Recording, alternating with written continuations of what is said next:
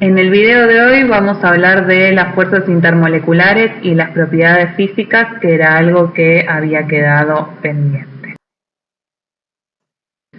Muy bien, vamos a comenzar retomando algunos conceptos que ustedes traerán ya de otras materias de fuerzas intermoleculares para aplicar este conocimiento al análisis de lo que van a ser los puntos de fusión, puntos de ebullición e insolubilidad de compuestos orgánicos. Y vamos a empezar con las fuerzas dipolo-dipolo, que como recordarán son interacciones electrostáticas entre moléculas polares, ¿sí? Y normalmente son fuerzas de atracción, por eso acá directamente dice atracción, porque las moléculas en general van a tener la libertad para orientarse como más les convenga, y esto va a ser, digamos, con un polo positivo vecino a un polo negativo, ¿sí? Como tienen acá los dibujitos, por ejemplo, ahí vemos la parte simbolizada, positivo, negativo, negativo. Bien, pueden existir casos de fuerzas de repulsión, como se muestra acá abajo en el ejemplo, sí, pero bueno, estos son menos frecuentes porque, como les decía, las moléculas van a tratar de orientarse de la manera que más les convenga. Y acá vemos un ejemplo puntual. Tienen distintos compuestos orgánicos de masa molar similar, ¿sí? Esto lo vamos a retomar ahora en la diapositiva siguiente, pero se elige que sean masas similares para independizarnos de lo que sería la variación debido a fuerzas de London, ¿sí? Y vemos que cuando aumenta el momento dipolar, aumenta también mucho el punto de ebullición, porque para pasar a la fase gaseosa va a haber que vencer estas fuerzas que son atractivas y eso requiere mucha más energía. Bueno, vamos a continuar ahora hablando de las fuerzas de London, que son interacciones que se deben a dipolos temporarios que van a inducir otros dipolos vecinos, ¿sí? Acá tienen un modelo a la izquierda para el átomo de helio y vamos a ver que es completamente análogo a lo que ocurre en moléculas que está como por ejemplo la molécula de hidrógeno. Bien, yo me voy a referir a la molécula de hidrógeno, para simplificar y no repetir tanto porque van a ver que es realmente idéntica la explicación. Bien, bueno, la molécula de hidrógeno, como ustedes se darán cuenta, es no polar, ¿sí? Pero ¿qué es lo que pasa? O sea, la nube electrónica no es completamente simétrica constantemente alrededor del núcleo, y son estas asimetrías las que explican la existencia de estos dipolos transitorios o temporarios, ¿sí? Que es lo que se muestra en el dibujo acá. Bien, ahora cuando esta molécula que es un dipolo temporario se acerca a una molécula vecina, lo que va a hacer es inducir un dipolo en la vecina, como se muestra acá más abajo. Bien, entonces ahora tenemos interacciones dipolo-dipolo que no se deben a dipolos permanentes, sino que son transitorios. Pero estas fuerzas son atractivas, ¿sí? Y esto se explica porque estos dipolos, si bien son transitorios y duran muy poquito tiempo, nada de tiempo, vamos a decir que están correlacionados. Es decir, que cuando cambia el dipolo en la molécula de hidrógeno de la izquierda, esto va a inducir nuevamente el cambio en la de la derecha, ¿sí? Y por lo tanto globalmente tenemos interacciones atractivas. Bien, bueno, esto en cuanto al fundamento de lo que son las fuerzas de London. Bueno, hay algunas cositas que quiero desmitificar en parte. Bueno, primero se suele decir que estas fuerzas son débiles, ¿sí? Son muy débiles, y esto es cierto solo parcialmente porque va a depender, como vamos a ver ahora, del tamaño de la molécula, del largo de la cadena, y en realidad tratarlas como débiles desde el vamos es un poco incompleto porque si nos ponemos a pensar en qué es lo que va a pasar con polímeros, ahí en ese caso van a ser fuerzas extremadamente fuertes, ¿sí? Debido justamente a la longitud de las cadenas. Y por otro lado, si bien las solemos explicar con moléculas apolares, como es en este caso el hidrógeno, ¿tá? No son exclusivas de moléculas no polares. Lo que pasa es que para la explicación son como el ejemplo más puro, pero como vamos a ver en alguna diapositiva posterior, también son importantes en todo tipo de moléculas, ¿sí? Entonces, bueno, vamos a hablar un poco de qué cosas influyen en las fuerzas de London, ¿tá? Y vamos a comenzar hablando de que estas dependen del número de átomos, ¿sí? Y de la superficie de contacto, ¿tá? Que son dos cosas que están relacionadas, pero no son exactamente iguales. A ver, vamos a ver en el ejemplo de más arriba lo que tiene que ver con el número de átomos. Tenemos la serie homóloga de los alcanos de cadena abierta, ¿sí? Y vemos cómo yendo desde el metano, el más chiquito, hacia el butano, está lineal, se incrementa no solo la masa, sino el punto de ebullición. Este punto de ebullición aumentado tiene que ver justamente con la mayor cantidad, con la mayor fuerza de London, ¿sí? Cuanto más larga es la cadena carbonada, en este caso aumentan las interacciones con moléculas vecinas y eso hace que se requiera más energía para romper estas interacciones y por lo tanto el punto de ebullición para pasar la sustancia a la fase de vapor aumenta, ¿sí? Bueno, ahora si miramos el ejemplo de más abajo, acá tenemos la misma cantidad de átomos de carbono. Estamos hablando de dos isómeros de 5 átomos de carbono, el pentano normal, ¿sí? El pentano no ramificado y el neopentano que lo tienen a la izquierda. Y ven que los puntos de ebullición son considerablemente diferentes. ¿Bien? ¿Cuál es el tema en este caso? ¿Cuánto? Es el tema del área superficial que yo les decía antes, ¿sí? Cuando la molécula es como más redondita, por así decirlo, en el neopentano, en este caso disminuye el área superficial y por lo tanto disminuye el área de contacto con una molécula vecina.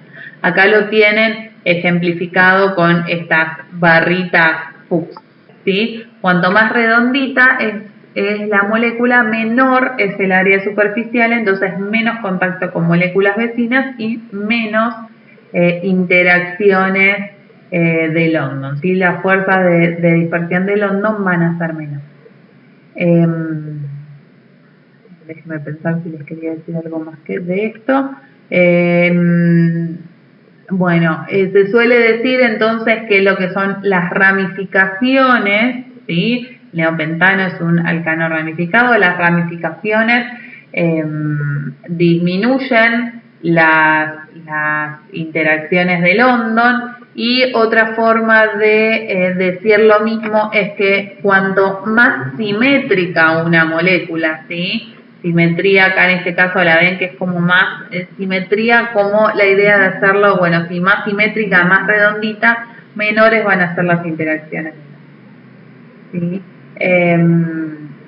Y acá lo que se refiere a la última parte de la diapositiva, vamos a decir que las fuerzas de London dependen de, bueno, el tamaño y la forma de las moléculas, que es lo que vimos recién, ¿tá? Dependen de la cantidad de átomos y dependen también de la disposición espacial, porque yo lo que voy a buscar es tener una mayor área de contacto. Y acá aparece otro concepto de polarizabilidad, que no me acuerdo si lo habíamos mencionado antes, pero que va a aparecer más adelante también. La polarizabilidad tiene que ver con la facilidad para generar asimetrías en las nubes electrónicas, ¿sí? Uno dice que átomos o moléculas por ahí no son polares, pero sí son polarizables. Esto lo vamos a retomar en distintos momentos de la cursada. ¿Ah? En general, como para que se den una idea, tiene que ver con el tamaño del átomo. Cuando los átomos son más grandes, las nubes electrónicas más grandes son más dispersas y es más fácil que se generen estas asimetrías, ¿sí? Entonces la molécula va a ser más polarizada. Esto vamos a retomarlo a futuro, pero como para que ya les quede todo en una misma diapositiva. Bueno, acá tienen algún gráfico y alguna tabla ampliando lo que estuvimos viendo en la diapositiva anterior. En el gráfico de más arriba lo que les muestra es que para la serie homóloga de los alcanos, el punto de ebullición aumenta con el número de átomos de carbono, como vimos recién, y que si ustedes comparan para el mismo número de átomos de carbono el alcano de cadena lineal con el que está ramificado con metilo, que es la curva que se muestra en verde, siempre tiene un punto de ebullición un poquito menor que el alcano no ramificado, que es el de la línea, de la curva violeta. Bien. En la tabla de más abajo, además de los puntos de ebullición para la serie homóloga, se agregan los puntos de fusión que ven que siguen la misma tendencia, aumentan con el número de átomos de carbono. Acá tiene una cruz a lo último para el tetrametilbutano porque bueno, es un caso distinto, así que ignórenlo, pero la generalidad es esa. Tanto el punto de fusión como el punto de ebullición aumentan al aumentar el número de átomos de carbono.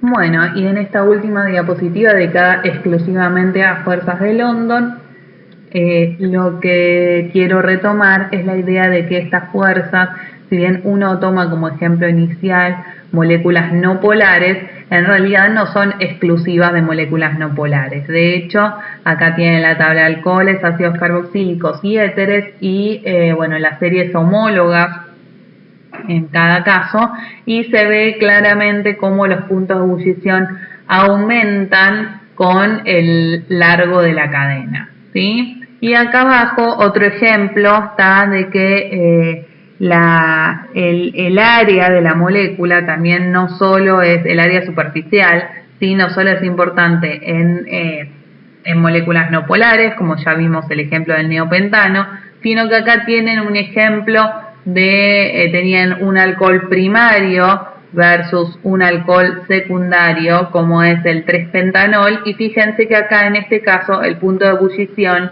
también cae cuando pasamos al alcohol secundario, ¿sí? ¿Por qué? Porque la molécula termina siendo como más redondita y el área superficial es menor, por lo tanto tenemos menos puntos de contacto. Bueno, y por último, como era esperable, pasamos a lo que son los enlaces por puente de hidrógeno o uniones hidrógeno, ¿sí? Este tipo de interacciones no son más que una atracción dipolo-dipolo particularmente fuerte, ¿sí? La vemos directamente en el ejemplo del metanol, tiene una parte donora, que en este caso está dada por la unión oxígeno hidrógeno, ¿sí? Que es una unión muy polarizada porque el oxígeno es muy electronegativo y esto hace que el hidrógeno tenga una densidad de carga positiva y que de este modo se vea atraído por otro átomo que tenga electrones para compartir, que en este caso del ejemplo es otro átomo de oxígeno también, ¿sí? Y es la parte aceptora del puente de hidrógeno. Bien, yo acá me referí a oxígenos, pero bueno, otro átomo muy clásico en la química orgánica es el nitrógeno, y también pueden llegar a aparecer átomos de flúor en la parte aceptora, e incluso, si bien esto es lo más clásico, lo que ustedes mayormente van a encontrar, podrían encontrar otro tipo de átomos, incluso existen lo que se llaman puentes de hidrógeno no clásicos, que pueden llegar a involucrar átomos que por ahí ustedes no los clasificarían dentro de los formadores de puentes de hidrógeno, como no sé, pueden ser incluso hasta uniones carbono-hidrógeno, ¿sí? Pero bueno, como para que se den una idea de que si bien uno habla a veces como en blanco y negro, ¿no? O sea, uno dice uniones hidrógeno, bueno, oxígeno, nitrógeno, flúor. Bueno, obviamente todo es una gradación, ¿sí? Un continuo entre que se forma la unión hidrógeno y uno ya dice que no hay unión de hidrógeno, ¿no? Y estos puentes no clásicos más débiles pueden llegar a ser importantes para ciertas moléculas, ciertas estructuras o ciertos procesos. Entonces, bueno, solo como nota, obviamente no es el objetivo de la materia, pero que tengan idea de que todo no es tan tajante, ¿no? Pero bueno, estos puentes, los que consideramos los más importantes, los que involucran oxígenos y nitrógenos, normalmente andan dentro de los 5 kilocalorías mol de energía. Es una energía importante, son uniones interesantes en cuanto a su fuerza, pero como para que tengan una idea, distan mucho de lo que es un enlace covalente que está alrededor de los 100 kilocalorías mol, ¿sí? Como para que tengan una idea, o sea, esto no es realmente un enlace real, ¿tá? Sigue siendo una unión intermolecular. Bueno, acá por último les muestro el ejemplo del ácido acético, que en este caso, o sea, está en forma de dímero. Noten que hay dos uniones hidrógeno, en este caso formando el dímero. Bueno, estos enlaces de hidrógeno pueden ser intermoleculares, ¿sí? Eso significa entre dos moléculas distintas que pueden ser del mismo tipo, como vimos en la diapositiva anterior para el ácido acético, o pueden ser dos moléculas completamente distintas, como en el ejemplo de acá, que esta es la acetona, está escrita medio raro porque los metilos están aclarados como metilos, pero bueno, la acetona y el metanol, o pueden ser intramoleculares, es decir, que la función dadora y aceptora de la puente de hidrógeno estén dentro de la misma molécula, como tienen acá el ejemplo en el salicilaldehído. Bueno, las uniones de hidrógeno, como es de esperar con estas interacciones intensas, incrementan mucho los puntos de ebullición y de fusión. Acá tienen un ejemplo bastante representativo, el etanol y el dimetil éter son isómeros, ¿sí? O sea, si quieren controlen la fórmula molecular, son isómeros, y noten la diferencia que hay entre los puntos de ebullición, ¿tá? Es una diferencia gigantesca, y eso se debe a que el etanol, ¿sí? Tiene la posibilidad de formar enlaces de hidrógeno, mientras que el dimetiléter tiene interacciones dipolo-dipolo, pero no puede formar enlaces de hidrógeno, ¿tá? Y eso da como resultado esta diferencia enorme en los puntos de ebullición. Y bueno, la última cosa que vamos a retomar luego es que los enlaces de hidrógeno también tienen muchísima importancia a la hora de solubilidad. Si entre soluto y solvente se pueden formar estos puentes de hidrógeno, la solubilidad aumenta mucho.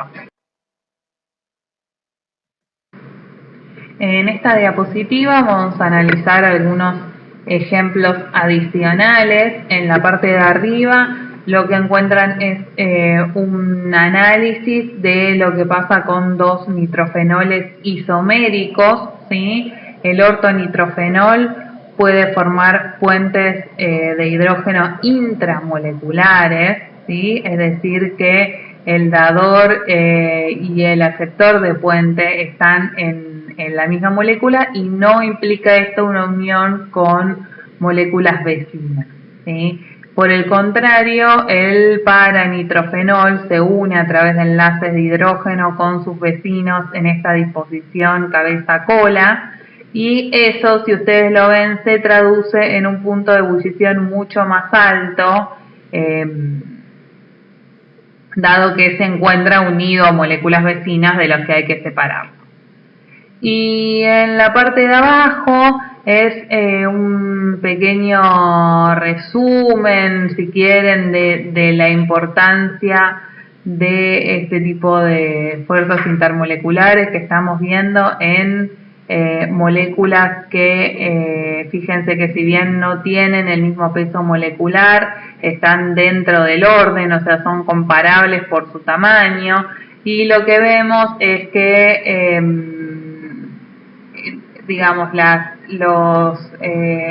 interacciones dipolo-dipolo son comparativamente más influyentes que las fuerzas de London, ¿sí? Que habíamos dicho que con limitaciones, porque hicimos excepciones de cuando son muchas, pero bueno, para moléculas pequeñas podemos decir que son las fuerzas más débiles. Y por último tenemos el propanol, el 1-propanol, donde existe la posibilidad de formar puentes de hidrógeno intermoleculares y este tipo de fuerza, la formación de enlaces de hidrógenos, es la más relevante en lo que respecta al punto de ebullición. Muy bien, bueno, acá tenemos un nuevo ejemplo que me sirve para retomar uno de los conceptos o algunas cuestiones que vimos previamente. En las cosas que estuvimos viendo hasta ahora, en general, lo que era punto de fusión y punto de ebullición iban de la mano, ¿sí? Es decir, que los factores que hacían que aumente el punto de ebullición influían del mismo modo en el punto de fusión. Bueno, esto no es una regla general, ¿sí? Digamos, a veces pasa y a veces no, y eso tiene que ver con que el punto de fusión es un poco más complejo de analizar. En él influyen, por supuesto, las fuerzas intermoleculares, las mismas que estuvimos viendo hasta ahora, pero a su vez va a estar muy determinado por cómo se empacan los compuestos, las moléculas en todo lo que es la red cristalina. Bien, entonces ahora en este caso vamos a ver un ejemplo justamente en el que las tendencias se contraponen, ¿sí? Acá tenemos dos alquenos diclorados, en este ejemplo puntual, el cis y el trans. Si ustedes miran el cis y analizan los momentos dipolares de enlace, van a ver que la molécula es polar, ¿sí? Les queda una resultante neta. Mientras que si van a ver el trans, se dan cuenta de que es una molécula apolar. Bien, entonces como es lógico, para el cis yo tengo un punto de ebullición más alto, si miran acá la tabla, ¿sí? Que se debe a la posibilidad de formación de interacciones dipolo-dipolo, ¿sí? Ahora, ¿qué pasa? Cuando miran el punto de fusión, esta tendencia se invierte y es el trans el que presenta el punto de fusión más alto. Esto se debe a que el trans puede acomodarse en la red cristalina del modo como se muestra la imagen de acá abajo, ¿sí? Se empaca de manera muy bien organizada una molécula, digamos. Acá no están representados los cloros, ¿sí? Está representada solo, digamos, la forma de la molécula, no están puestos los cloros, o sea, está representado como si fuera el 2-buteno. Pero es para que vean la forma, ¿sí? Tiene posibilidad de acomodarse muy bien, de encastrarse muy bien una molécula con la siguiente, y eso es lo que explica este punto de fusión, por así decirlo, sorprendentemente alto con respecto a su isómero cis. Bueno, ahora para finalizar esta parte de la clase vamos a hablar brevemente de los haluros de alquilo, que van a ver que son un ejemplo un poquito más complejo, más rico también, porque en este caso hay distintos tipos de fuerzas que intervienen. Acá a la derecha tienen una tabla, ¿sí? Con, digamos, las medidas de los tamaños atómicos, ¿tá? van a ver que tienen los radios de Van der Waals de distintos átomos, y lo primero que podemos ver es que el hidrógeno es bastante parecido al flúor en su tamaño, ¿sí? Entonces, lo primero que vamos a hacer es analizar esta parte de acá que nos habla del butano en comparación del fluoruro de N-butilo. ¿Por qué voy a empezar por ahí? Porque estas moléculas tienen tamaños parecidos. Entonces, me independizo de lo que son las fuerzas de London, ¿sí? Bueno, entonces, habiendo descartado esta cuestión de las fuerzas de London, vemos que hay una diferencia importante en los puntos de ebullición, que en el caso del fluoruro de N-butilo lo podemos atribuir a el momento dipolar, ¿sí? Es una molécula polar y entonces las interacciones dipolo-dipolo son las que van a estar explicando este valor de puntos de ebullición, ¿sí? Así que acá en los haluros de alquilo, como era de esperar, tenemos las interacciones dipolo-dipolo como un factor importante a considerar. Pero bueno, ahora acá si vamos a el grupo de la izquierda, que tenemos haluros de etilo, ¿sí? Fíjense que el fluoruro de etilo, ¿sí? Que el enlace carbono-flúor es el más polar de la serie, es el que tiene el punto de ebullición más bajo. Ya cuando nos movemos al cloruro aumenta para el bromuro y vuelve a aumentar para el iodo. Bueno, esto claramente no lo puedo explicar por la polaridad de la molécula, ¿sí? Sino que en este caso ahora sí lo voy a explicar por las fuerzas de London, que van a ser las más determinantes en el caso de los haluros de alquilo. Ustedes, como pueden ver, o sea, como sabrán, aumenta el tamaño de la serie que va del flúor al yodo, ¿sí? El yodo, para tomar los opuestos, es un átomo muy grande, y por lo tanto es muy polarizable. Esto que habíamos hablado antes es muy polarizable, tiene mucha superficie, ¿sí? Que habíamos hablado también del área de contacto que pueden tener, que deben tener entre las moléculas, y eso hace que las fuerzas de London en este caso sean muy importantes. Entonces, debido al tamaño atómico que está asociado a la polarizabilidad y al área de contacto que va a tener con moléculas vecinas, podemos explicar que que las fuerzas de London aumentan desde el flúor hacia el yodo, ¿sí? En la serie de los halógenos, y esto es lo que nos explica el importante aumento en el punto de ebullición. Bien, bueno, con esto terminamos esta parte y nos quedaría la parte de solubilidad.